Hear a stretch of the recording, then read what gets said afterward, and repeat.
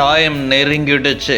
Red alert கொடுத்த India, சிதறும் வங்கதேசம். பாரதத்தின் அதிரடி முடிவு. இந்தியா அமைதியாக இருக்கிறது என்பதால் அது எதையும் பார்க்கவில்லை என்று நினைப்பது மிகப்பெரிய தவறு. அமைதியை பலவீனமாக எண்ணிய நாடுகளுக்காக வரலாற்றில் தனி அத்தியாயங்கள் எழுதப்பட்டுள்ளன.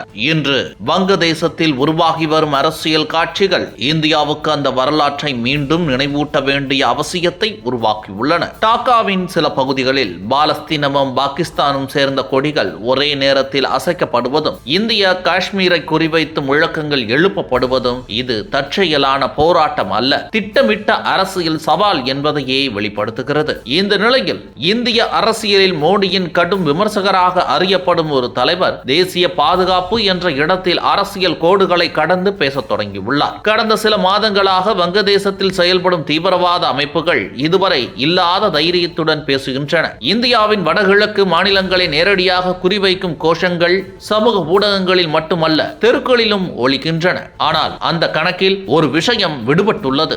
இந்தியா இன்று எதிர்வினை செய்யும் நாடு அல்ல, அது முன்னமே திட்டமிடும் சக்தி வாய்ந்த நாடு.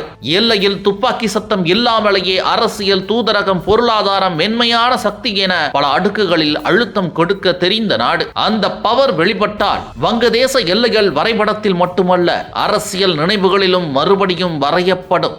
இந்த விவாதத்தின் மையமாக இப்போது சிட்டகாங் மலைப்பகுதி மாறியுள்ளது. இந்தியாவின் திரிபுரா, மிசோரம் மாநிலங்களுடன் ஒட்டிய இந்த பகுதி 1947 நடந்த ஒரு மறைக்கப்பட்ட வரலாற்று பிழையின் சாட்சியாக உள்ளது. அப்போது பல பழங்குடி சமூகங்கள் இந்திய மூவர்ண கொடியை ஏற்றி இந்தியாவுடன் இணைவதற்கான விருப்பத்தை வெளிப்படுத்தின.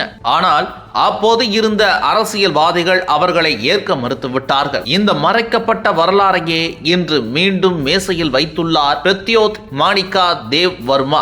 இன்றும் அந்த மலைப்பகுதியில் வங்கதேச அரசின் கொள்கைகளால் அதிருப்தியடைந்த பழங்குடி சமூகங்கள் வாழ்கின்றன. புத்த மடாலயங்கள், இந்து கோவில்கள் மீது தாக்குதல், கட்டாய மதமாற்ற குற்றச்சாட்டுகள் தொடர்கின்றன.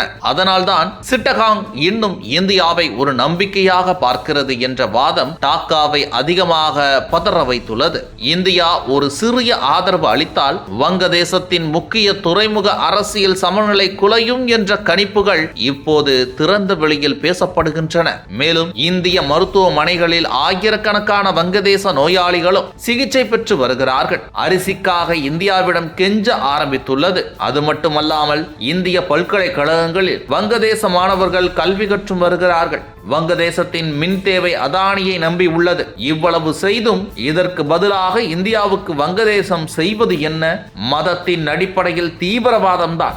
எல்லாம் ஒரு அளவுக்குத்தான் என இந்தியா பொறுத்து வருகிறது. மேலும் வங்கதேச தலைநகர் டாக்காவில் இந்தியாவுக்கு விரோதமான அரசியல் மாற்றம் ஏற்பட்டால் அதன் விளைவுகள் வங்கதேச எல்லைக்குள் மட்டும் முடிவடையாது. வடகிழக்கு மாநிலங்களில் மீண்டும் கிளர்ச்சிகள் தலைதூக்கும் அபாயம், ஆயுத மற்றும் போதைப் பொருள் கடத்தல் அதிகரிக்க வாய்ப்புள்ளதால் இன்னும் ஓரிரு வாரங்களில் முக்கிய முடிவை இந்தியா எடுக்க உள்ளது. இது நாளைய அமைதியையும் பாதுகாப்பையும் தீர்மானிக்கும். இனியும் இந்தியா தாமதிக்க வாய்ப்புகள் இல்லை என்ற தகவல்கள் வெளியாகி உள்ளன.